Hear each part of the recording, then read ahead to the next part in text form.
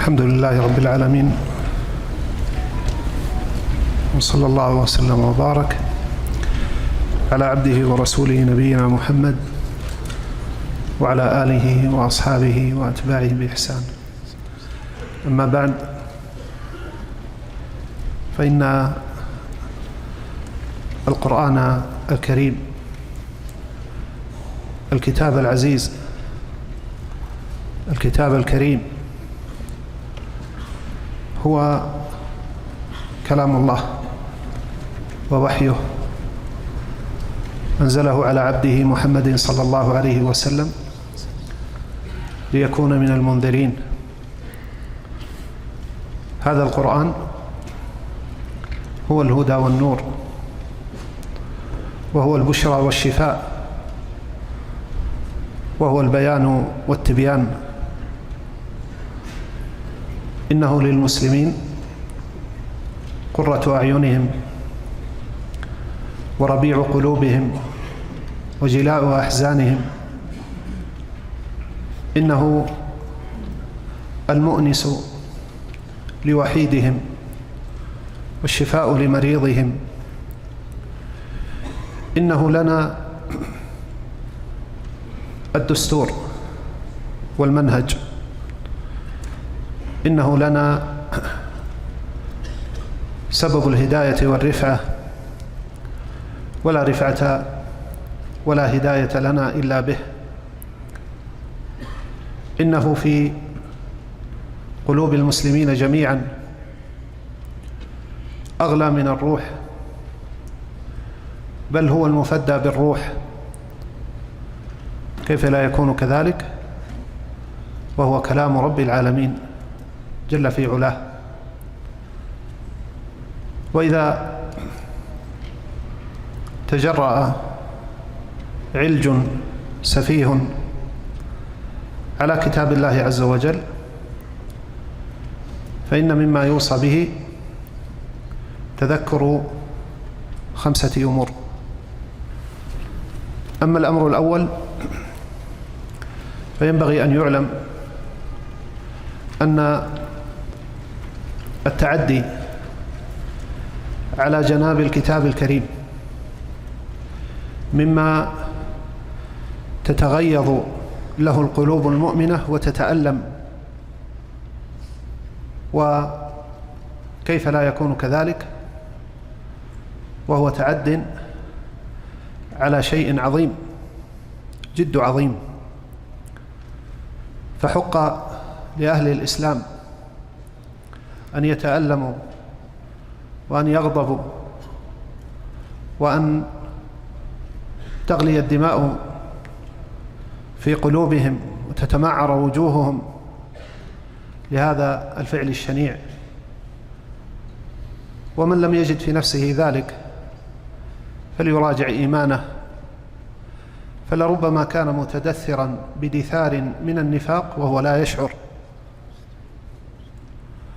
وهذا الغيظ والألم يا إخوتاه يدعونا معشر المسلمين لمزيد من التمسك به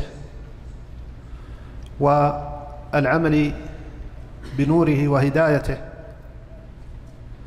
ونشره ودعوة الناس في المشارق والمغارب إلى تأمله.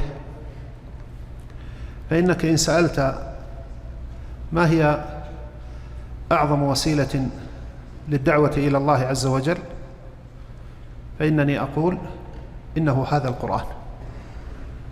القرآن وحده شاف كاف في حصول الهداية لمن قرأه وكان منصفا باحثا عن الحق، يضل به كثيرا ويهدي به كثيرا، وما يضل به إلا الفاسقين. وكم أولئك الكفار الذين كان الاطلاع على هذا القرآن الكريم فحسب كافيا في دخولهم في الإسلام، لم يحتج إلى أكثر من أن يقرأ القرآن أو أن يقرأ صفحات منه، وإذا به يدرك أنه كلام رب العالمين حقا، وأن الذي بلغنا إياه رسول الله صدقا. وهذا الذي يجعل أعداء الله عز وجل أحرص شيء على إبعاد المسلمين عنه.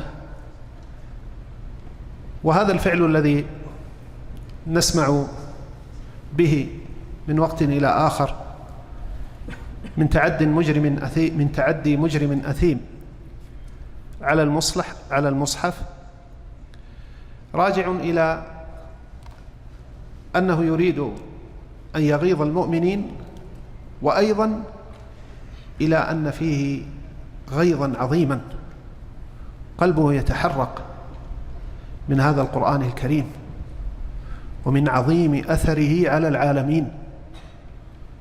فلو لم يكن إلا بإحراقه ليشفي نفسه من ذلك الغيظ الذي أصابه. فينبغي أن ندرك إدراكا صحيحا أن هذا القرآن الكريم من أعظم أسباب الهداية إلى الصراط المستقيم. فما يكون من هذه الجرائم الشنيعة التي تقع من أعداء الله عز وجل، ما يكون منها ينبغي أن يكون دافعا لنا إلى نشر هذا القرآن الكريم ودعوة الناس إلى تأمله وتدبره. الأمر الثاني، هذه الوقائع التي تقع ينبغي للإنسان إذا وقعت أن يتأمل فيما في أعطافها من العبر، مما فيها مما يقدره الله سبحانه وتعالى من حكم عظيمة، وكيف أنها تدلك على شيء من آثار صفات الله عز وجل. تأمل ما في هذه الحوادث من اتصاف الله عز وجل بالحلم، وأنه لم يعجل جل وعلا، وهو الذي الأمر كله بيده، لم يعجل بعقوبة هؤلاء. تأمل في حكمة الله في وقوع مثل هذا الأمر، وأنه ينطوي على ابتلاء لنا معشر المسلمين لينظر سبحانه كيف نصنع ذلك، ولو يشاء الله لانتصر منهم ولكن ليبلو بعضكم ببعض. تأمل ما في هذه الوقائع من اتصاف الله عز وجل بالمكر، وهو يمكر بأعداء الله الذين يمكرون بدينه ويمكرون ويمكر الله، والله خير الماكرين. الله عز وجل يملي لهم ليأخذهم أخذ عزيز مقتدر، ولا يحزنك الذين يسارعون في الكفر إنهم لن يضروا الله شيئا يريد الله أن لا يجعل لهم حظا في الآخرة ولهم عذاب عظيم. إن الذين اشتروا الكفر بالإيمان لن يضروا الله شيئا ولهم عذاب أليم. ولا يحسبن الذين كفروا أنما نملي لهم خير لأنفسهم إنما نملي لهم ليزدادوا إثما ولهم عذاب مهين. ليبشر هؤلاء بعذاب عظيم وعذاب أليم وعذاب مهين. الأمر الثالث، البشارة لنا معشر المسلمين أن هذا القرآن الكريم محفوظ بحفظ الله. إنا نحن نزلنا الذكر وإنا له لحافظون. اعملوا ما شئتم فوالله إن هذا القرآن محفوظ. في صحيح مسلم من حديث عياض المجاشعي رضي الله عنه فيما أخبر به عن النبي صلى الله عليه وسلم فيما يخبر به عن ربه، وهو حديث طويل، وفيه يقول جل وعلا: وأنزلت عليك كتابا لا يغسله الماء. وأنزلت عليك كتابا لا يغسله الماء. هذا كتاب محفوظ في الصدور باق على مر الدهور، فأبشروا بما يسوءكم يا أعداء الله. أبشروا بأن هذا المصحف تطبع منه ملايين النسخ سنويا. أبشروا بأن ترجماته تطبع ألوفا مؤلفة كل عام. أبشروا بأن حفاظه في مشارق الأرض ومغاربه يزدادون يوما بعد يوم. إن كان يغيظكم هذا القرآن والعناية به، فأبشروا بزيادة من هذا الغيظ، والله لن تجدوا إلا ما يسوءكم. الأمر الرابع: تأمل يا رعاك الله فيما أخبر الله جل وعلا عن هذا القرآن بأنه كتاب عزيز. هو كتاب هداية، ولكن لا ينال هدايته وما فيه من الخير والنور إلا من أقبل عليه متواضعا منصفا من نفسه باحثا عن الحق، وإلا فإنه نفسه سيكون سبب خسارة وشقاء للمستكبر عنه، يضل به كثيرا ويهدي به كثيرا، وما يضل به إلا الفاسقين. هذا الكتاب أخبر الله سبحانه وتعالى عنه بهذا الأمر العجيب، أنه هداية لقوم وسبب ضلالة لآخرين. قل هو للذين آمنوا هدى وشفاء، والذين لا يؤمنون في آذانهم وقر وهو عليهم عمى. قال سبحانه: وننزل من القرآن ما هو شفاء ورحمة للمؤمنين ولا يزيد الظالمين إلا خسارة.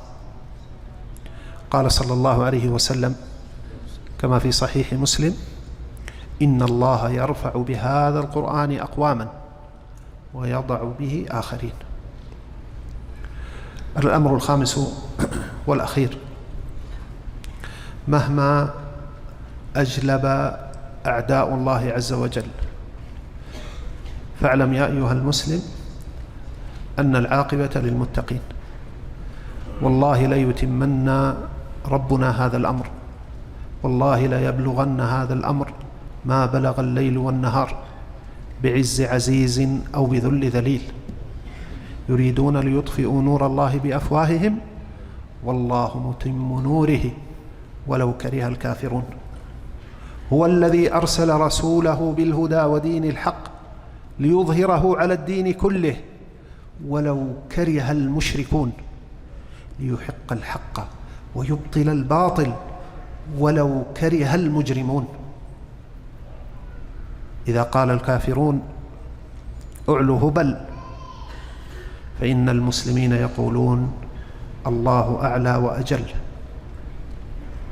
فاللهم منزل الكتاب ومجري السحاب وهازم الأحزاب، اهزم أعداء المسلمين وانصر الإسلام والمسلمين.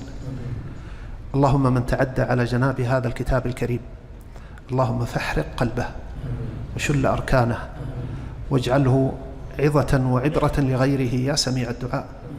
اللهم ارفعنا بهذا القرآن، اللهم ارفعنا بهذا القرآن، اللهم ارفعنا بهذا القرآن.